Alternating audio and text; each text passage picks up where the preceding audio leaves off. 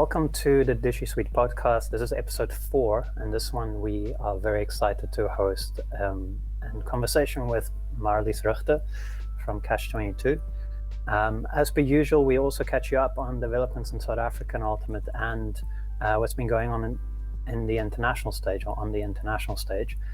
If you enjoy what we do here and you haven't yet, be sure to subscribe to our channel and give us a like so the algorithm can be kind to us and we can get more exposure to other people. And also hit the notification bell icon so you're notified when we do post our new videos, which is normally every second week, 7 o'clock on a Sunday, South African time, SAFDA, I think.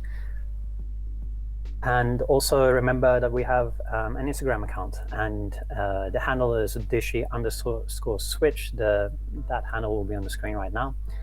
And with the pleasantries out of the way, I'm switching to Dylan with the news. Hey everyone, to start locally, unfortunately we still don't have any Ultimate back up yet. Still mostly illegal for us to meet up and go play. SAFDA's kind of put that ruling down for us to follow. And following that, unfortunately Swinburne, which is normally hosted in the kind of KwaZulu-Natal area, this year was going to be hosted by the Bunnies. That has been postponed. Unfortunately, they don't know when that's been moved to because we don't know when everything is going to be opened up again. Probably the most important local news is I beat Cornet at disc golf yesterday. My putting was on form. And I'm currently waiting for my contract from Discraft. So if they just want to, or an over, yeah, they can just send it my way. I'll sign pretty easily. I'm pretty sure I'm the next Brodie Smith. In terms of, I played frisbee, I played golf the other day, like once, and now I'm going into disc golf. So we're ready. Yeah, just to add a few things on there. All of you missed out on an epic last hole. As you might know, we play I set out first 9, and then the second 9 we make up as we go, and it was really crazy yesterday. The last one literally required you to be standing on one side of a seesaw, balancing, and then trying to throw underneath a metal sign and between the two posts of the sign, and we both got away with that. I'm not sure if we should do that again, but we did. But yeah, always a lot of fun. Dylan is certainly the justified champion this week, and I will be practicing my throws every night for next week to make sure that I perform properly next weekend. Understandable. I'm ready. Going on. Also, I'll mention something. Sorry, I thought about this story during the week, which is years ago. I chaired the CTFDA, and we tried to get disc golf going in Cape Town. And one of the reasons we did is because there was, I'm not sure, I don't remember anymore if she was semi-professional, professional disc golf player who was in Cape Town for parts of the year. I don't remember her full name. If I remember correctly, her name was Holly.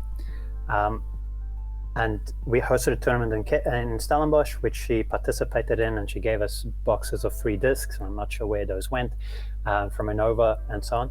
But what's really interesting, besides all of that, which is, I suppose, interesting, is that she is, by profession, a runway model.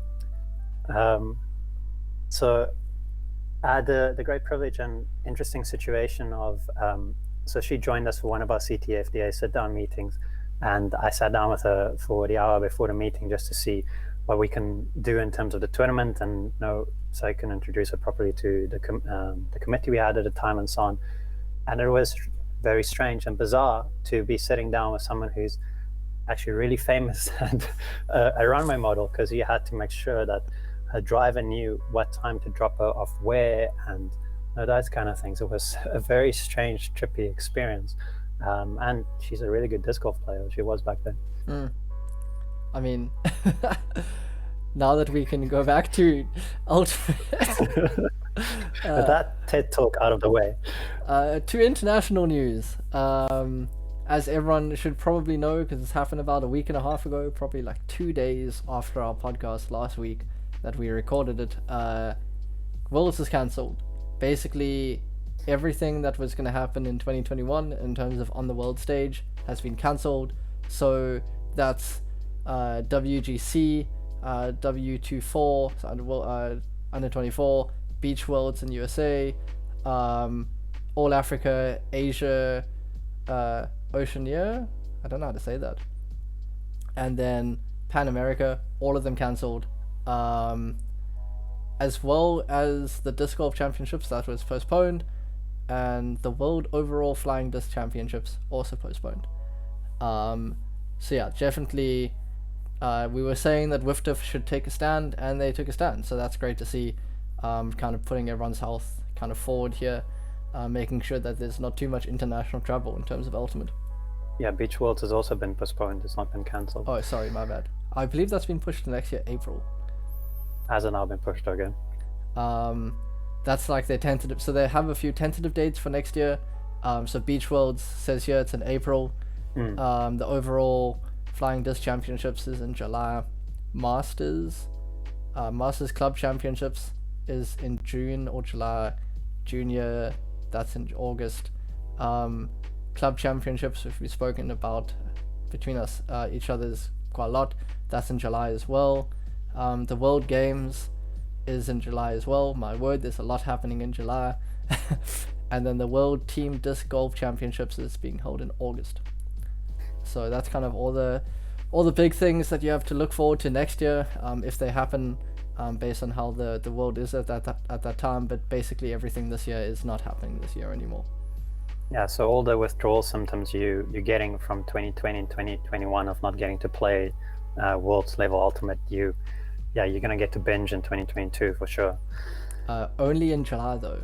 Like all the other all the other months suck except for July. So yeah, Gordon, I hand over to you to introduce Marlise. So yeah, we're very excited to have Marlise on our podcast this week. When we were setting up our dream interviewees, when we were discussing starting this podcast, Marlise was very high on that list, and we're grateful that she made time for us on a Sunday afternoon. For those of you who don't know Marley very well, as you'll learn through the podcast, she's a great contributor and has been a great contributor to Spirit of the Game in South Africa, and is a very well decorated competitive player, someone who started in 2006 all the way back in 2006 in Johannesburg. She is one of the pioneers of the Catch 22 team, one of the three triumvirate who started that team. She's represented South Africa in 2012 in Sakai in Japan on the mixed national team, and 2014 at Blecco in Italy on the Ghost Club team.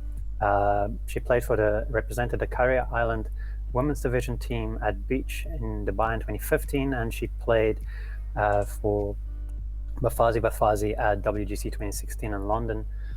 She's also served on the subcommittee, Spirit of the Game subcommittee on SAFDA from 2014 to 2019, and she's been on the Sport Commission on WFDF from 2013 to 2020. On that specific subcommittee, she served since 2016, and she's still part of that. With all of that out of the way, let's get to the interview. Hello, Marley. Thank you for joining us on the Dishy Switch Podcast. We appreciate you making time for us on the 24th of January. Can't believe we're almost through the first month of 2021. It's difficult to keep up. To kick things off, this is something I actually don't know, and I'm very curious to know the answer, and that is, how did you get into Frisbee? How did you get into Ultimate? It's good night. Thanks, Dylan. It's really nice to be here.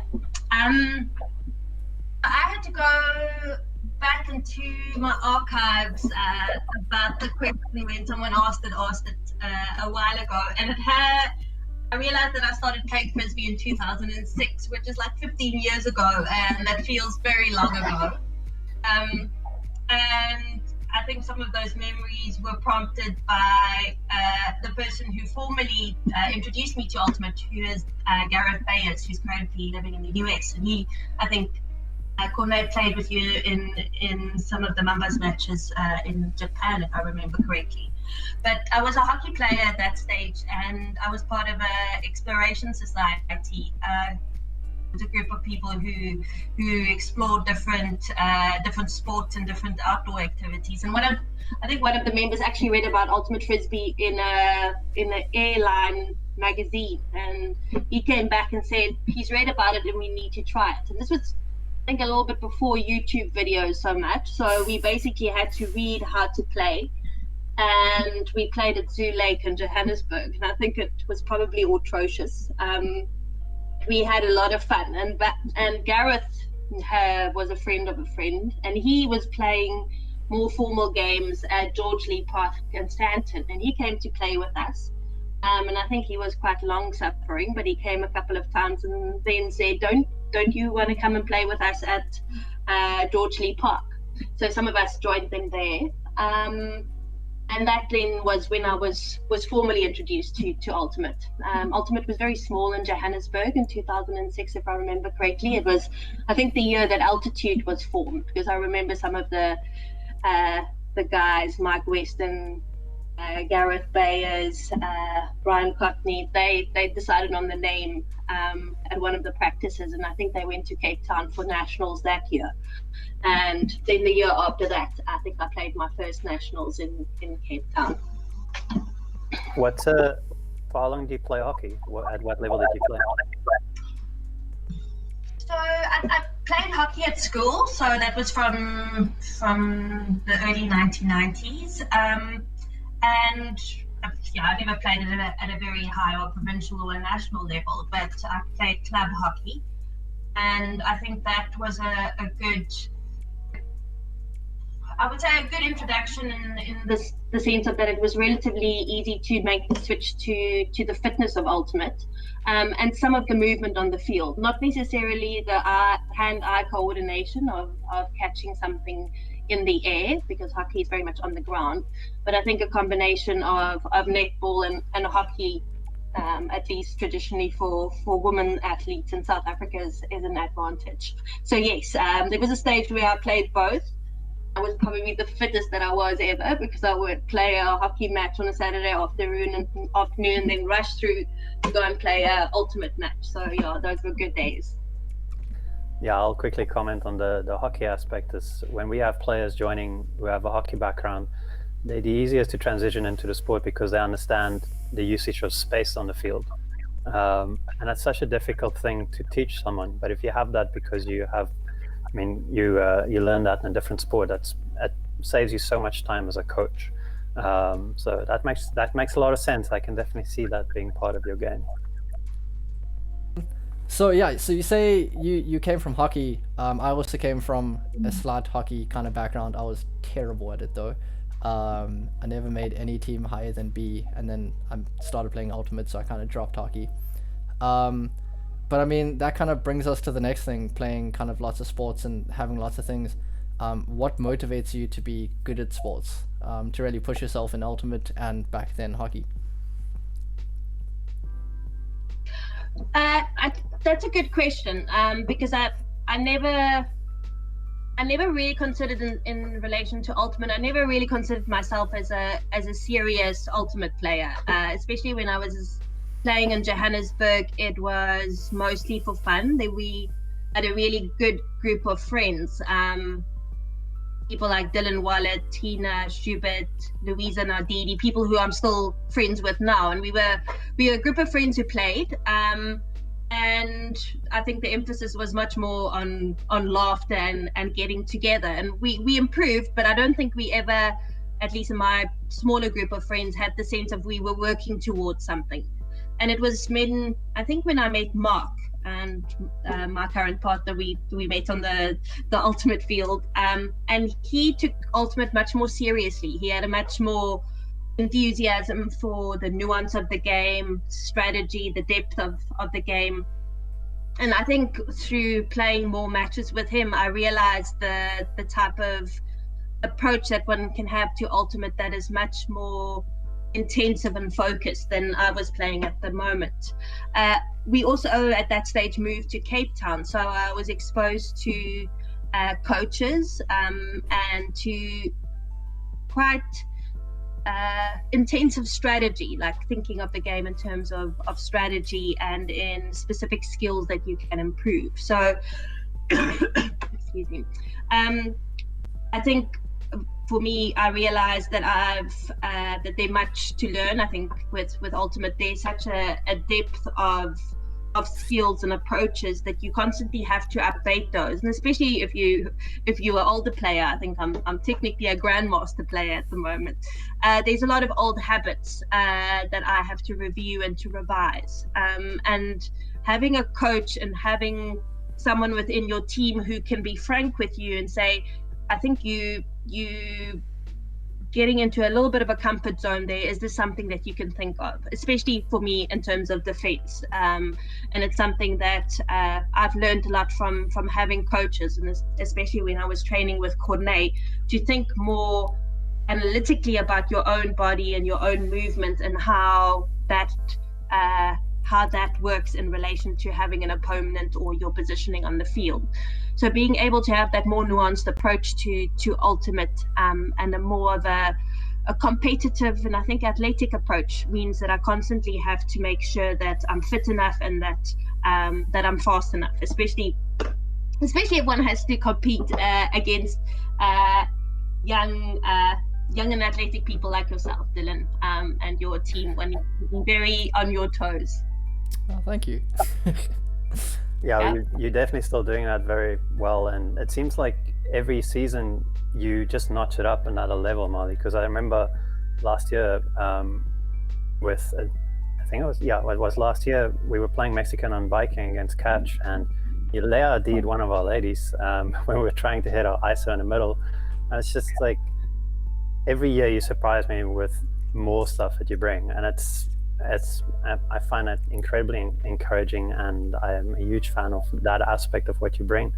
I think, and we'll delve into it soon, is justifiably you have a reputation for having a focus on spirit and that kind of thing, and you've changed South African Ultimate with what you bring in that aspect to the game. But I don't think we can underscore enough how much you bring as a competitive player as well.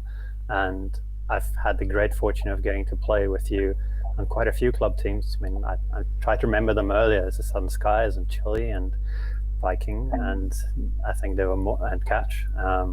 And it's always an absolute joy. And for me, it's always awesome to have players who are pushing themselves, and by doing that, pushing each other, and setting that example. And I always have that with you. It's always fun, and it's also always very encouraging, and I feel pushed, and it makes me a better player. While you were talking, I was reminded about some of the conversations that you and Henry and I had when we went to Windmill. I can't even remember what year it was, but when we participated in that Rise Up coaching clinic, and I think that was one. Was that 2014? Was it so long ago? Yeah, 2013. Yeah, I remember you and I were on the same flight to Amsterdam. Oh yeah. And some of the inspiration that Rise Up brought around being analytical about your own ability, but also in a dynamic of a team, I think made Ultimate almost a bit more intellectual for me, that you could think about things, that you could analyze games, you could actually sit in front of your computer and learn by looking at specific games. I think some of those things really helped. And then also, I think benefiting from different coaches, and I'm a strong supporter of someone moving amongst teams, and I've been lucky in that sense, because I've been able to play for a number of different teams in Cape Town and in Johannesburg, and also some of the training we did for world tournaments. But having the benefit of training under different coaches, and I think that helps a lot. And having guest coaches come in and train with a team and being able to bring a new perspective, I think is very valuable. And I think that's also been one of the advantages in South African Ultimate, being more split amongst seasons, amongst mixed Ultimate and the open women's season, because it means that there've been different coaches that you could benefit from. So I think Corne touched on it a little bit, and it's kind of the theme of the episode that we're going for is kind of like spirit and how it's affected all of us and how we play with it. So just in your opinion, what is spirit? So my definition is mostly about a social contract between players. And a social contract is more of a political science definition around the almost unspoken rule that you have with others around specific actions or approaches. But with Spirit of the Game, I think it's very much focused on fair-mindedness and sportsmanship. And there's a specific shared understanding and a sharing of values around how the game should be played that brings out the best in yourself and the best in your opponent.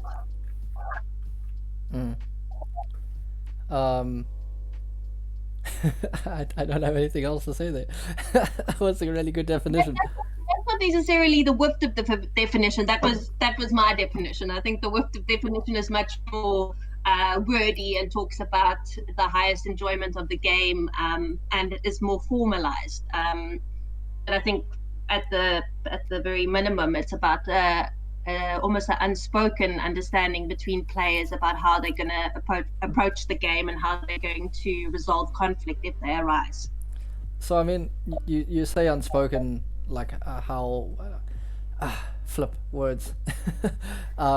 So it's very much, you know, I read the rules and I understand the rules and I have a certain way that I apply each set of rules.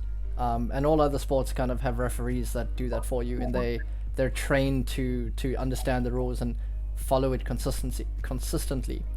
How do you think Ultimate would change if we were refereed? Because most of the time when I speak to people, they go, how can you play a sport without a referee? What if people cheat? Or what if people don't know the rules? Like, how do we, one, play without referees, and two, how would the game change if we had referees? Yeah. Dylan, you're right. I think one of the things that we all very used to is if someone asks you what is Ultimate Frisbee, because they always have that little frown between their eyes because they have these pictures of people throwing a disc casually around on a beach. Or throwing to a dog. What was that, Dylan? Throwing to a dog. That's what I hear. And a dog. The dog is in there, and perhaps having a hippie pony, and not doing it very athletically. And I think we all have had to explain Ultimate in a little elevator talk. And the elevator speech that I make is always the unusual bit that it's one of the few sports that is co-ed and that it's self-refereed, and that we probably the sport that's self-officiated, and that players take responsibility for their own rule implementation. I think there have been other sports that have pushed back and said we accept that Spirit of the Game is something that you do without referees, but that there is the sense of integrity and the sense of fairness is something that we share with Ultimate. But I think the main consideration is that we don't have someone who enforces, even with an observer or an advisor system. It's still generally the players who decide what happens in the end. And we could speak a bit about AUDL. I'm not such an expert on AUDL. I watch some games with Mark. But I haven't looked at the analysis of it, and I know there's often attention about how those games are played and how some of the officials intervene in the game. But I think with some of the very clear guidance from WFDF is the fact that the responsibility stays with the player. So even if you have an advisor or observer, that person's there to provide a perspective. I think that for me is one of the key considerations of Spirit of the Game, is that you know that you are in the middle of a game and that you can see things very selectively and also subjectively, and that Spirit of the Game invites you to hear other people's perspectives and then to make a decision. And for me, should be a pretty universal a universal goal or a value that we should all aspire to in things beyond Ultimate. Yeah, I completely agree. So bring it back to Dylan's question earlier about referees potentially coming into the sport someday, and tying that into what you were just saying about responsibility with the individual. Do you envisage that if we did move to an officiated sport where there's a referee or something of the like, that responsibility for upholding the fairness and that contract you have with other players, that would transfer onto whoever is refereeing or umpiring rather than the individual taking that responsibility? Kunal, I think that's a good question, because I think it would fundamentally change Ultimate players' approach. I think in other sports, going back to hockey, which we all three are familiar with, like if I think back of my hockey matches, or at least some of the approaches of my team about stepping on the ball, it was less about not stepping on the ball, and it's more if the ball was out, or you tackled the person in a dangerous way, it was less about the rule of not doing it, where they had less prominence than you hoping that the umpire didn't see you doing it. So it was more about you trying to hide the mistakes that you've made, even if they were inadvertent, and less about the principle of playing things within a specific set of rules to make it fair within that game. And I think that potentially, if we have more more interventionist approach with advisors and observers, that we as players might feel that responsibility lessen, and that we would be more about trying to ensure that our mistakes aren't seen, rather than taking responsibility for it or talking it through with another person. And I think it's the talking bit that I think leads to some tension within, especially people who are keen for Ultimate to be more profiled as a serious competitive sport, and especially a sport that's made for television, because we know that there's a lot of push around that Ultimate should be televised, and that we should draw crowds. And that Spirit of the Game often has seen as a barrier to that, because you would just see people standing around having long conversations about something that should be resolved quickly and for the action to continue. Yeah, the self-officiation is definitely something that's been discussed in that conversation about making the sport more watchable for someone who knows nothing about it. Before I hand back to Dylan, I just want to ask you about something you mentioned earlier about how Spirit of the Game and the experience of it, and how it affects your state of presence, your fairness, the state of fairness you have towards other players and so on, how that diffuses into aspects of your life outside Ultimate. So I've thought about that a lot, and I've had really interesting conversations about that, because it's such a difficult thing to explain to people who aren't part of the Frisbee community, what impact it has on you. And the only comparison I've found is from the martial arts world, where it depends what martial arts you're into, but especially if it's a Japanese one, traditionally there would be a Shinto shrine in the dojos. The dojo is a training center. And because there's that religious aspect, that conviction aspect to it, it puts a different spin on teaching something.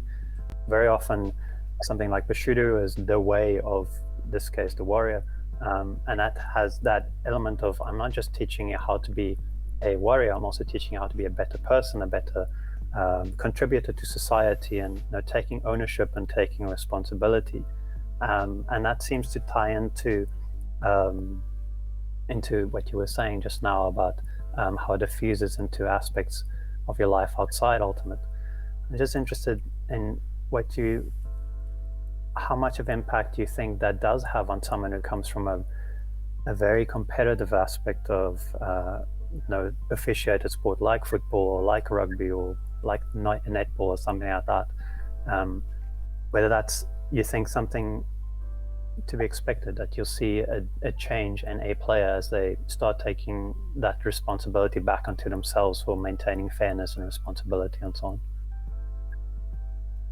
Yeah, I think we've all all been on the field with newer players, where you, without knowing the person, you have a good sense from their body language and from the way that they approach playing Ultimate, where one can sometimes guess who the rugby players are, to use a stereotype. And that has to do with the physical aspects of how Frisbee is different to the way a rugby match would work. But I think also in terms of the more almost the more metaphysical aspect of how people would approach the interaction between opponents and players, and that you have to do quite a reset, and that you have to talk a lot to newer people who come from other sports and who we strongly encourage should be doing so, and trying to explain the components around self-officiating. I remember there was a new player in our Catch-22 team, and we were playing a league game. She had just started with Ultimate. She had to quickly find her feet and play her first league game with us. And as the pool went off, we started running out, and she was like, "Where's the umpire?" And I was thinking, we didn't speak enough about before the league match about how it works. And that, I think, is a symbol about how it's not just about the skills in Ultimate, but also about the mindset change, about how we approach games and how we approach them at the highest level. What I find so special about Ultimate is the kind of self-refereedness. I think the problem with lots of other sports and having the referees is, as you say, like, people are trying to find a way to play around the ref. It's not about playing necessarily always as fair as you can. In certain sports, you're taught how to make the rules work in your favor, where I don't think we do that as much in Ultimate. It's a lot more, I respect the rules, you respect the rules, and let's attempt to play in that. And I'm not saying that everyone plays Ultimate with that. I've seen horrible things on YouTube, say for instance, where someone drops a catch and then picks it up afterwards and say that they caught it. So, I mean, there are people that then use the whole no refs to their advantage to win games, but I think the majority of people don't. And, I mean, that's kind of the really special thing about Spirit and Ultimate. Perhaps just to pick up on a point that you made there, what is interesting for me is how much of a self-correcting mechanism there is in the Ultimate community around some of the incidences that you mentioned, where if there's someone who tries and bends the rules, or someone who tries and bends spirit of the game principles or engagement on the field, I've always been proud of how people have tried to self-correct it, especially around within a team itself. If there's a person, and we've all played with players where we think, sure, it's hard to have this person as someone who's a teammate and who's not playing within the spirit of the game. And I've seen teams doing some really hard work and difficult work, because it's difficult to call out your teammate. And in some ways, it's easier to call out your opponent, right? And I've seen the community trying to self-correct that and to somehow, through various ways, help players to understand spirit of the game, because it is something that I think we hold and we treasure so highly, that if there's someone who tries and bend it, as a community, we feel quite offended by it, and we try and change that person's approach to it in a hopefully in a tactful way. I feel like this is actually a beautiful time to go on to the next question. It fits in so well, because you've been involved in Ultimate so much, you've obviously seen a change in spirit in both South Africa and at world level, because of the amount of tournaments that you've gone to in both. Can you give us kind of a brief summary of both how Ultimate has changed on the world level? Because from what I've noticed is tournaments are getting kind of more and more spirited, and teams are ending on much higher spirit level. And South Africa, in terms of, we've now have the new huddle system that I believe you introduced, and those things are all kind of also increasing our spirit level and helping keeping us accountable to each other. Can you kind of give the description of both of those? Yeah, Dylan, I think it's important to give South Africa its dues here, because I think we relatively we're a small country in comparison to some of the other countries in the teams that compete and the ultimate community. But I think if we look at some of the achievements we've had at the international level, we've had a couple of teams bring back Spirit medals from world events. We had the Donkeys who brought back a medal at the World Championships in 2018. We had the mixed division in 2012. We had Catch 22 during the All Africa Champs. And then in terms of the WFDF Spirit standings, I think the latest statistics is from 2018. South Africa is in the top 5 countries, with a Spirit score of an average of almost 12.5. If we think of the averages around the different tournaments and how they've divided that amongst the teams and the divisions that competed. And I think that's a tribute to our community who's worked hard at keeping Spirit as part of our key approaches to the game. And it's been difficult because South Africa, our community is small and we geographically quite far from each other, and we don't get to see each other often. So when we play national championships, we see at nationals we would see people. With the regionals, you might see some of the teams who are a bit closer to home. But trying to have a uniform approach to Spirit, we don't always have opportunities to do so. And I think one of the Spirit briefings that have come in before tournaments, and that's something that WFDF has spearheaded, and the Spirit captain system that I think came in 2012 and was specifically a recommendation from WFDF, where they were aware that Spirit could be quite an airy-fairy, metaphysical concept, and they've tried to formalize it in those 5 questions that you ask about the other team, about body contact and fair-mindedness and communication, and have recommended specifically having a Spirit captain, having someone who looks after Spirit issues and take responsibility for it, because before a Spirit captain system, we really overloaded our captains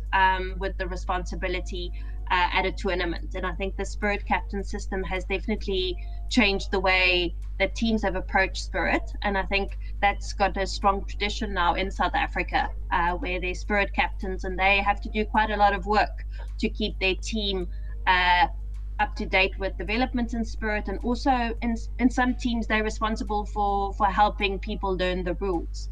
So I think that's something that we've built on in South Africa. And I think the system with WFDF having a subcommittee on Spirit of the game means that there's discussion at an international level.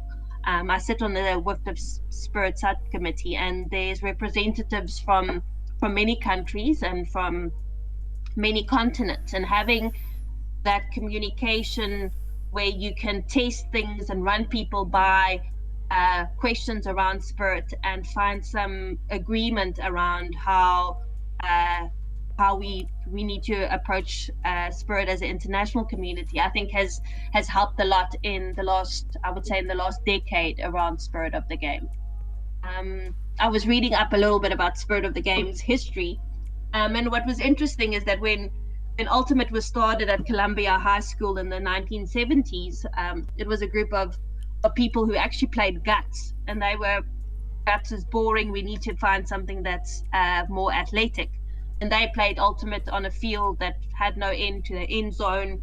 It didn't really have stall counts, and the teams were like 20 or 30 people big. So it was very different to what we know today. And they, in the beginning, did foresee some space for a referee or umpire. But because they were playing late at night in a parking lot at Columbia High School, there was never anyone who would volunteer for being the umpire or the referee. So They realized that they had to take responsibility for their own rules implementation. So that's how the spirit of the game started, from necessity. And I think in the last 40 years, it's grown and I think become more sophisticated and a really a strong value that ultimate players really feel fierce about. For sure. I mean, so many good things you mentioned there. I just want to quickly bring in, so for those, Dylan and I haven't been playing for as long as you have, but we've been playing long enough where I'm speaking for myself here, where I can see the change, or I've seen the change happen in terms of spirit as the years have flowed on. I can remember really, really terrible games back in the day, 2011, 2012, and how much things have changed since then. I think locally, your influence and your contribution on WFDF and SAFDA, beg your pardon, and via your club team, which you helped start with Catch-22 and setting the example there for everyone else, and every other club in South Africa has definitely contributed a lot. But just want to fact check with you, how long have you been part of SAFDA in terms of spirit advisory panel, something like that? How long have you been part of the WFDF one? And how has your role on those specific subcommittees changed as the years have rolled on?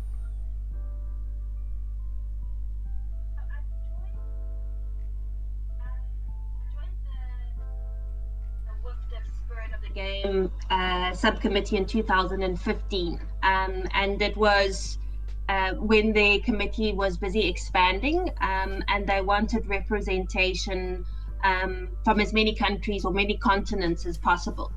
And I had some contact with people who I'd met at some of the I think in Leco in 2014. Yeah. Where they had a spirit conference, and that was really useful because there were a lot of people who were interested in spirit, and there was some really useful presentations and inputs on spirit, and the idea of people talking about spirit like the three of us are doing now is strongly encouraged to have a shared understanding around spirit.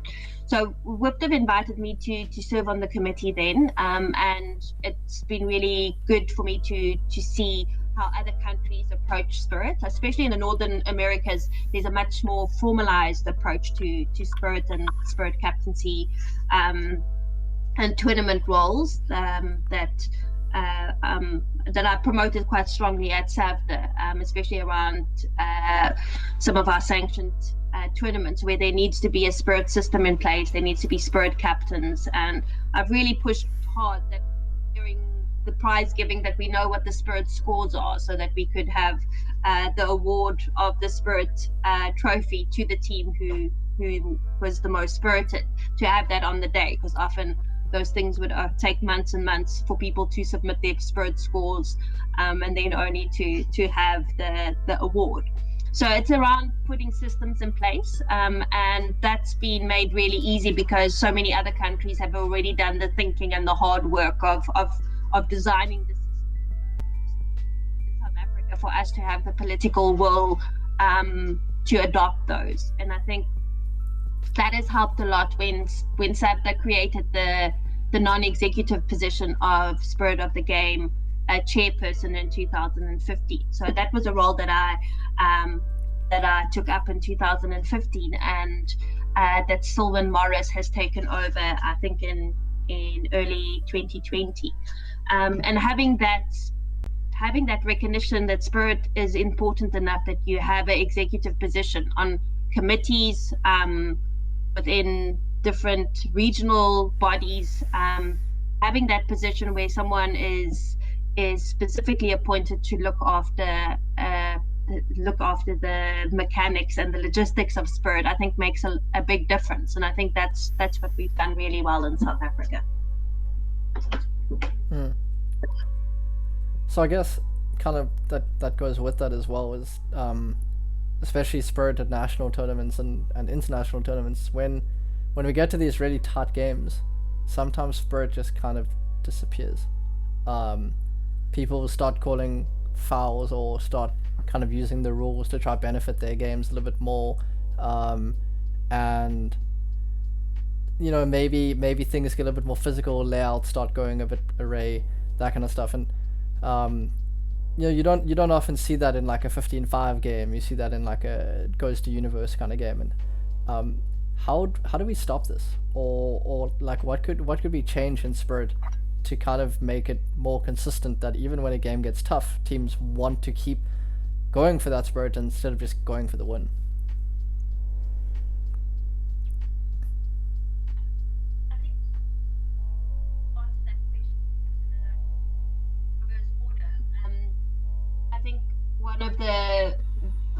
One of the components of tournaments that we value very highly is if a team wins on points, sort of wins the tournament, and is also awarded Spirit of the Game, which I think the Donkeys have done in 1 and 2 tournaments, and I think UCT as well, where you acknowledge that a team has played at the highest competitive ability, but has done so in staying true to Spirit of the Game. And it means that a team who can do that have worked really hard at being full-rounded ultimate athletes, I would argue. But it becomes very difficult, and I think we've all been in games where Spirit is easy, right? Spirit is easy when the game is easy, and everyone is in good humor, and there's a sense of camaraderie, and perhaps that there's not much at stake. Like Spirit is easy in a pickup game, or in some of the things that there's not such high stakes. But it's when there's potentially a history in the two teams having been very competitive, and who've had games in the past that might have gone wrong, and often in the final when the stakes are really high and people are tired, and they are nervous, and that's often when fuses are at their shortest, and where some of the values don't come through so hard as we would have liked. And that's hard, right? And for me, what I've seen made a big difference is where the Spirit captain has a strong sense of reading the game and checking in with the opponent's Spirit captain. And I've seen situations being diffused really well in advance, where people call a Spirit timeout, and that they have a discussion and they nip some of the tension and some of the conflict in the bud before it explodes in ugly ways. And we've all seen some really ugly displays of Spirit. And for me, that has to do with people acknowledging and having the insight of that we are moving on dangerous ground now, and being able to preemptively diffuse the situation. For me, it also is really useful if the Spirit captains have a discussion during halftime. It's not something that always happens, but a bad Spirit score should almost never come as a surprise. It should have been something that Spirit captains have been discussing and or have looked at strategies to diffuse it within their teams.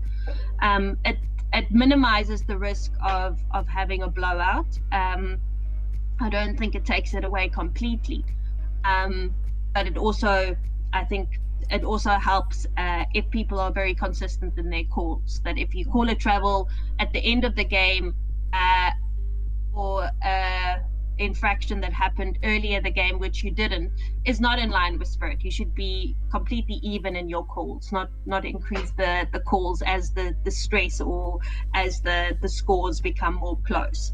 And that is hard, and it's something that I think also improves with player experience if you've played at a high level and in high stress situations.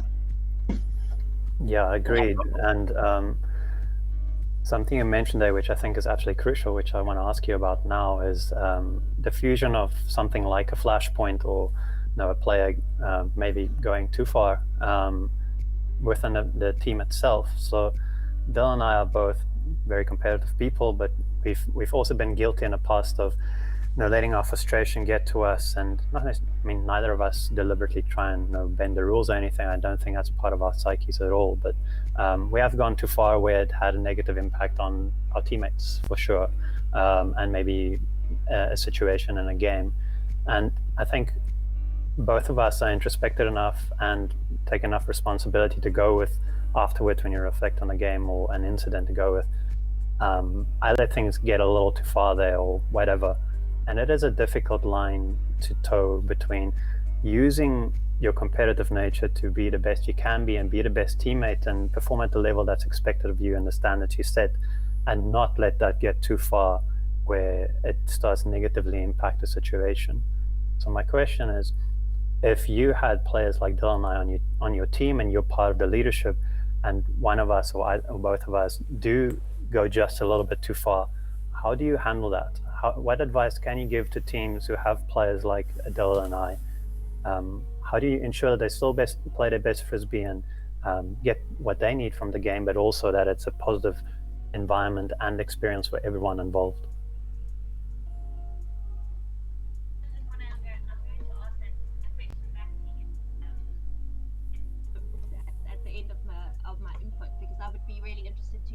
How the two of you have experienced those really competitive moments in the game where you feel that there's a meltdown or that there's some really difficult things, which we've all felt. How you've managed to deal with that, and what has helped and what has not helped, because I think that's important to know. I think in many games and many teams that I've played, there have been players who play, and it's often people who play at a very high athletic level and who've come from a very competitive sport background, and who in situations of tension find it very difficult to emotionally self-control and do anger management, and often in a team, if you have leadership who's attuned to that and who know what are the trigger points for some of those players, and to team them up, at least that's a strategy that we've used in some of the teams that I've played, to team up someone who has trouble dealing with stressful situations in a difficult situation, dealing with those tensions, and pairing them up with a buddy who would be able to read them emotionally and provide some of the feedback and some of the mechanisms to help them control their extreme emotions. There have been teams that I've played on where we've had a timeout chair, and people would just circulate through that timeout chair. You would just say, I think it's time for you to have a little bit of a rest in the timeout chair. The person would sit there, they would eat a banana, and then they would come off and they would feel better. Or I would hope that they would feel better. So that those are some of the strategies that we have used. And then together as a team to know what are some of the difficult points in a game. And that comes with playing together for a long time and knowing the people on your team and what helps them to diffuse the situation and what is something that definitely not helps them. So I would like to hear from the two of you, what have you found helpful in some of those stressful situations, and what have some of your teammates done to help or perhaps hinder the process? So I guess I'll start here. I think it's really important, or at least for me, and I think it's how it works in my team, so Heat, is generally people have people on either leadership or just on the team that they respect, in terms of how they play and the spirit that they conduct themselves with. And I think it's very important for those people to get involved early in the processes. So for instance, if Cornet traveled and someone called a travel on him and Cornet gets up in hands, as a kind of respected player on the team, I could go to him and be like, look, Cornet, you did travel. I saw you travel. So let's accept it and let's move on. And I think it's really important for people to correct their own team when they see that they're doing something wrong. And then also, that goes with that, I mean, sometimes things are called, and it's often calls that lead to the kind of conflict between people. And if something is called and they can't sort it out on the field, we ask them to take it off the field. So after that point, we try have them go aside, that those two people try to speak it out. And you have that either the spirit captain or that person that they respect there with them, kind of helping them through that process. Because they weren't involved in the call, they can often be, I mean, you're always, I think, slightly biased towards your own team, but they can at least be that kind of objective thinker between you two and try help flesh out the rules. And I think that's a very kind of proactive way to then stop the further conflict that comes. Probably the most frustrated I get in matches is when teammates don't correct their own teammates. And that's, I think, part of spirit of the game, is to help your teammates understand spirit correctly. I've had people run someone over, say for instance, and someone on the opposing team will say, you know, that was definitely a foul on my player, like he fouled your player, but they won't say anything. And I think by doing that, by stepping up and saying, look, you as in on my team were wrong, it helps them then see things not from that like I just want to win perspective, because you expect your team to win as well, and by them giving up the foul or saying that you were wrong, it then helps you understand and then move forward.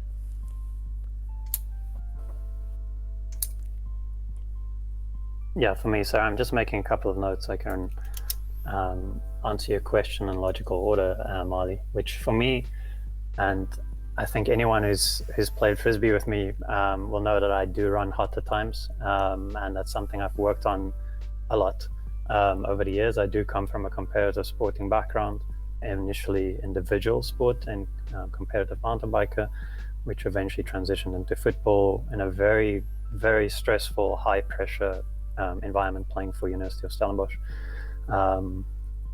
And firstly, I think this quote is attributed to Bruce Lee, which is, if you really want to get to know someone, you should fight them.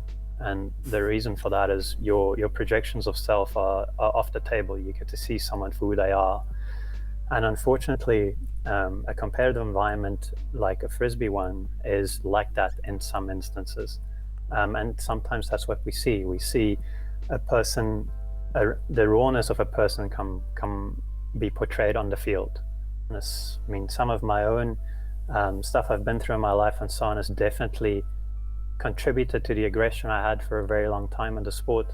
It's something I've actually never spoken about, and I'm not going to delve into it, but there's a lot of rawness that got exposed during situations like that, which would take me to a place which no one really knew how to handle. And because of that, because I wasn't getting it from it what I needed, there was a tremendous amount of resentment from me towards my teammates and towards leadership, because I felt like I give everything for this campaign and for my team and for my teammates, and I'm not getting what I should be when I need it. So that's one part. And I think, to sort of answer my own question, as a leader and through failing a lot over the years with this, I've come to learn that you need to understand that the flashpoint and how the person acts in that situation, if it goes too far, that's something you should discuss with them, which is mostly what Dylan touched on. But you need to understand that it's symptomatic. That is not the problem. That is just a reaction to the problem. And as long as you don't delve into it, don't have that conversation, which is something you've been encouraging this entire podcast, of discussing with the person, what is the actual problem? I mean, and a lot of the time it's just baggage. It's team baggage that because it is a relationship. It's a relationships between individuals and a team. It's a relationship between a caucus and an individual. It's a relationship between the team identity and the individual as well. Very often there's some bad baggage there that's never been addressed. And like with any relationship, those things come out at the worst time, and you always fight about the small things in a relationship, or very often, and it's the same in this situation. And I think it's absolutely crucial to have that discussion with the person, which is initially address the symptoms if it went too far, and then after that, it's like, we have this feeling here that there might be more to this than just what happened on the field. It wasn't just a travel call. It wasn't just us losing the game. There's something more to this. So let's sit down and have that discussion. It can be leadership, it can be a specific personal leadership, it can be two specific individuals in a team, depending on the situation. and really root out the problem and then move forward from there. And that comes back to what you said earlier, to having a space and creating a space in a team where you can have that candid conversation, and very truthful one, where it's like, we need to be truthful here so that we can move on from this, so that we don't repeatedly come back to these flashpoints, which are just symptoms of an underlying issue. So that's the first part. And then the second part, which I think, if I remember correctly, you also asked about, is when it's been handled well. And for me personally, that's only really one person that really got it. And it's an American female player called Estelle Ta, who I played with many years ago when I think we were still Stellenbosch Ultimate, when I was still really raw from competitive football. She just got it. She just knew, whether it was intuitively or whether it was from her own competitive environment, she just understood that the way I was reacting is because there's something I'm not getting. And a lot of the time it was just the initial frustration. She wasn't addressing the issue. But it was just and this was personal to me, and I found this to work for other players I've worked with as well. It's just going with, you feeling frustrated and angry about that situation is justified. It's like, I agree with you, you should be reacting. If you don't react, that is actually a negative thing, because you're bottling an emotion you shouldn't. The way that you bring out the emotion could be done in a more constructive way, certainly, and we can discuss and every team is different on how you do that, but you should be reacting. There should be a reaction to that situation, because then you address two things. You address the symptomatic aspect and the symptoms, and you address the actual issue. And once you've addressed the issue, move forward. That state of dissonance, return to harmony, and everyone involved is better because of it. And I think as a community and as leaders and as individuals and as people who actually really care about the people we have on our teams, it's really crucial that we learn that, and we take that upon ourselves, and we take that responsibility. Because again, I said in the very beginning that for me, Spirit of Game ties into my experience in martial arts, where part of your job as a teacher, who very often is a sensei, depending on what you're studying, style you're studying, is I'm not just teaching you how to fight, which you need to take responsibility for, because you could hurt people if I teach you things, and you shouldn't be learning those things. But also, because you have that religious aspect to it, which is specific to martial arts, my job is to help you become a better contributor to society, and become that by becoming a better grounded person. And I think Spirit of Game is very similar to that, and I think our responsibility as leaders on teams are very similar to that too. While both of you were talking, it came to me almost as a realization that I haven't thought of this before, is the need for good leadership within an ultimate team to have good emotional intelligence and good emotional skills. And that's not often something we think about if we think about a good coach or a good captain. But both of you were talking about the emotions that come with some of the Spirit of the Game issues that would arise in the field, and how good leadership and good proactive addressing of some of those issues really diffuse the situation. And that comes from, I think, people who read their teammates well and know them and have the repertoire of skills to deal with some of those emotional aspects. And for me, it raises the issue about the emotional intensity within ultimate teams. I think, at least in my experience, the team bonding and the sense of strong affinity that one has with the ultimate team is not something that I've had in other sports, and I'm wondering if some of that was not that dynamic. And then just as a minor point, I think in some sports the umpire or the referee is the lightning rod in many ways of some of the emotion on the field. Many people like getting very angry at the umpire or the ref, be it the spectators or the players. And I wonder how much of that emotion is a transference on the umpire. But when you don't have that, you have to deal with some of those things yourself or with your opponent.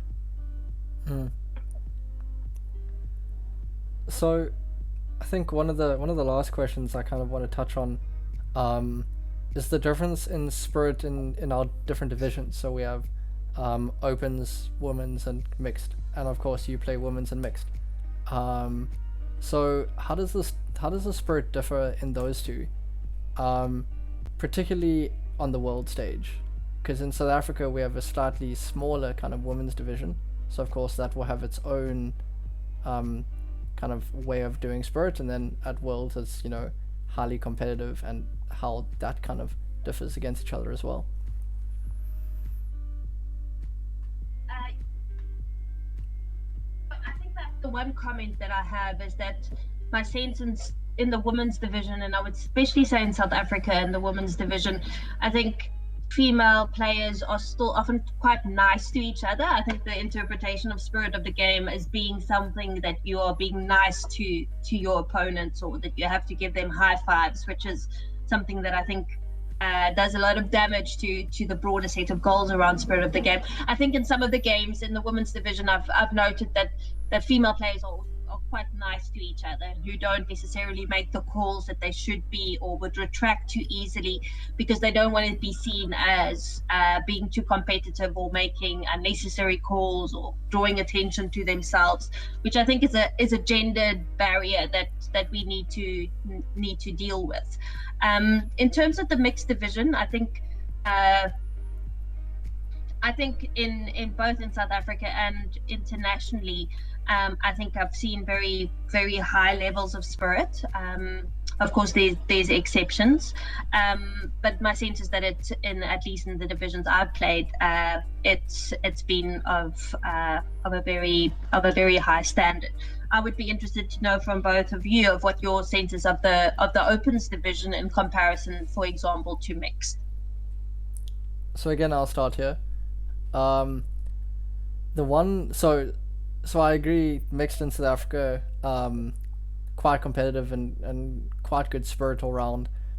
They are the occasional people running into each other a little bit too much, especially men running into women because they feel they can get to space quicker, and then they often end up hitting them.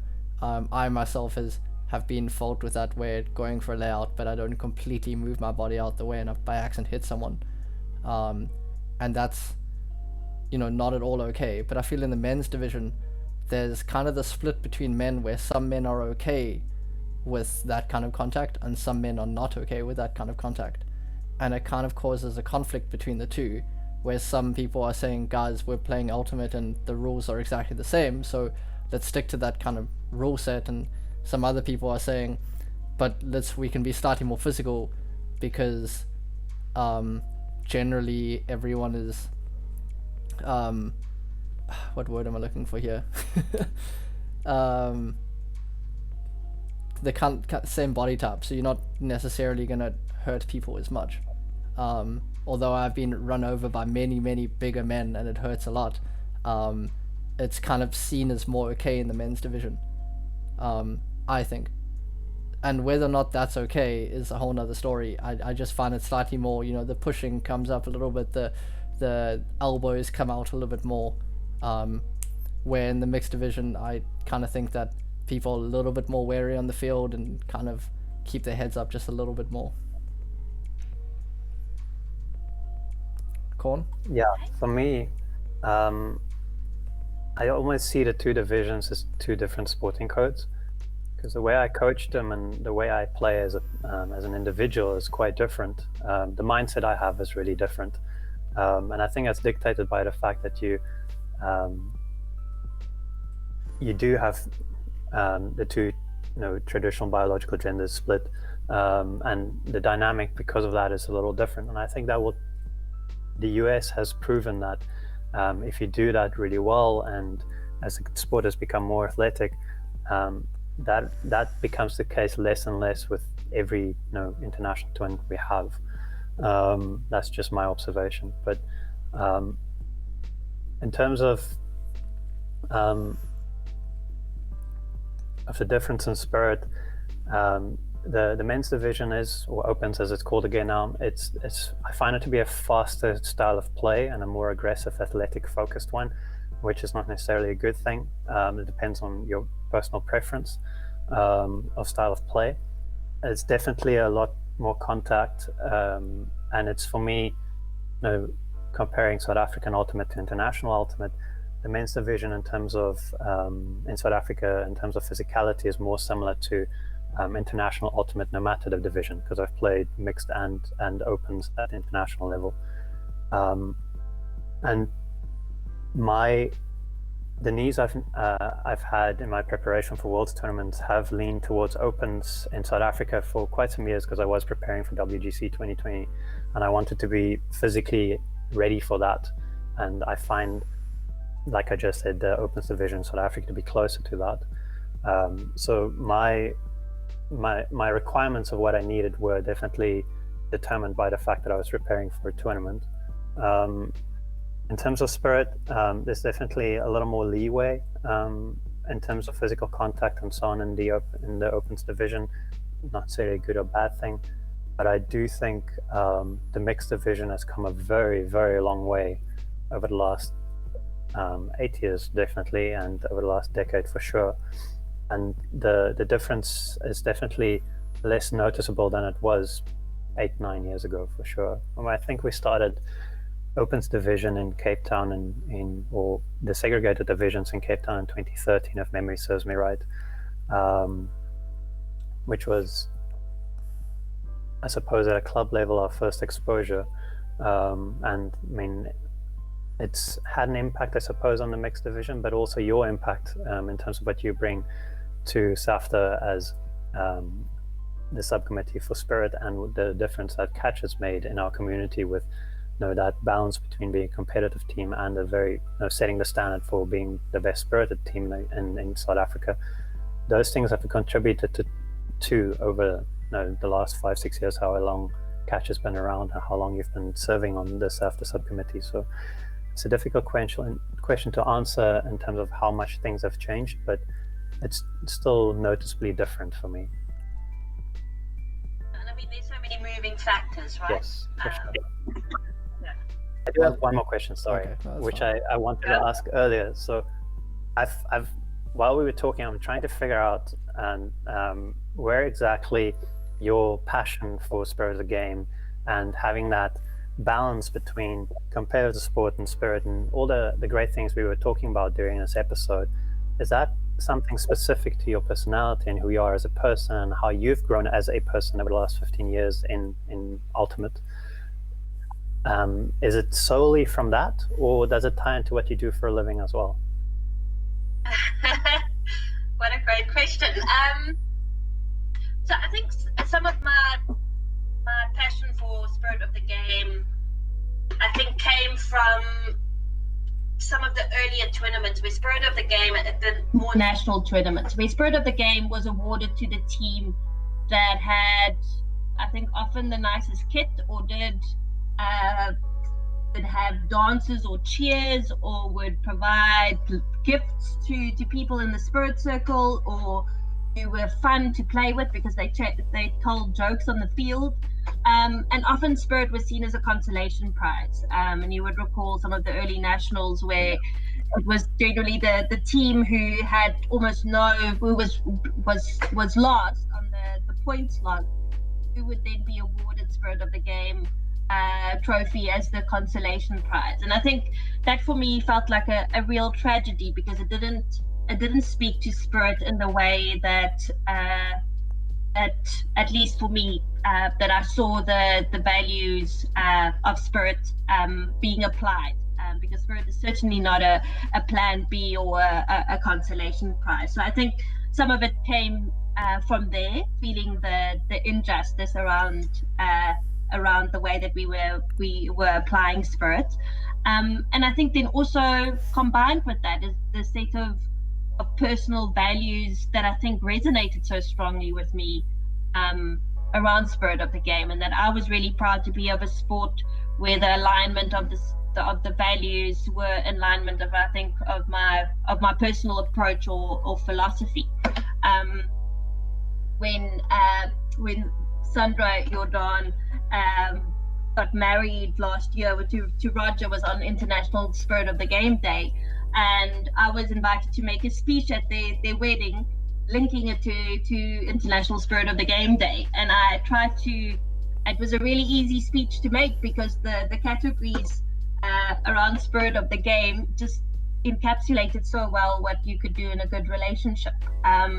So for me, the set of values, the spirit of the game is something to be aspired to, I think, in many other aspects of life. So for me to have that alignment with a sport and a philosophy, I think generated a lot of the energy and I think commitment that I found in myself, but also reflected in many of the people that I played with. And I think that was some of the energy that came from establishing a team like Catch, where we wanted to have a commitment to spirit of the game as an initial value of the team, but to make it clear that we want to combine that with competitiveness and being as good athlete as we could possibly be. So for me, that was a really good union. Well, that's definitely deep. I never really took spirit kind of to my personal life, so definitely something to think about. But you will do it now, Dylan. You will notice some of the things that you do, and you're like, that might actually come to fair-mindedness. I would give myself a 3 for that. And I give myself a 1 for everything always. And if we do a spirit circle for this podcast afterwards, we would all give each other 4 for communication, except when my microphone cord fell out.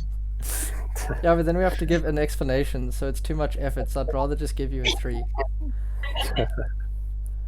But yeah, we really appreciate you coming on, making the time of day for us, and we really do appreciate the insights that you have in Spirit. Some of these things, again, just things that I've never thought about in terms of linking Spirit to our lives and linking how we can really take Spirit forward in the game.